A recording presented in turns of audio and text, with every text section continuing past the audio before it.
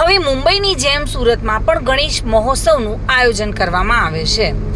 10 દિવસીય ગણેશ ઉત્સવની શરૂઆત શનિવારે ગણેશ ચતુર્થીથી શરૂઆત થઈ છે, ત્યારે શુક્રવારે શહેરભરમાં બાપ્પાની શોભાયાત્રા ચાલી રહી હતી અને ભાગલ ચોકડી પર ઘણા દિવસોથી શોભાયાત્રા ચાલી રહી છે। શુક્રવારની રાત્રે ઘણા આયોજકો ભાગલ, ગોલવાડ અને કોટ સૈફિલ રોડ પર શોભાયાત્રા સાથે એકઠા થયા હતા। ઢોલ અને કરતાલ લાંબા સમય સુધી વગાડવામાં આવી રહ્યા હતા અને ફટાકડા ફોડી રહ્યા હતા, જેના કારણે દિવાળી જેવો માહોલ સર્જાયો હતો।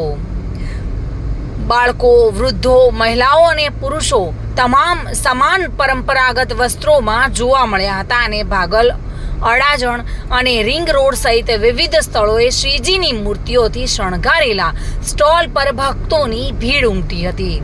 આ ઉપરાંત ગોળ Dawood road, city light, Vesu, Udhna, Pandesara, લીંબાદ વિસ્તારમાં પણ મોડી રાત સુધી બાપ્પાની શોભાયાત્રાઓ ચાલુ રહી હતી। સુરતમાં ગણેશોત્સવને લઈને ઉત્સાહ જોવા મળી રહ્યો છે। શુક્રવારની રાત્રે શહેરના અનેક વિસ્તારોમાં બાપ્પાની શોભાયાત્રાનું આયોજન કરવામાં આવ્યું હતું। સુનિલ ગાંજાવાલા સાથે bureau report, today Gujarati news.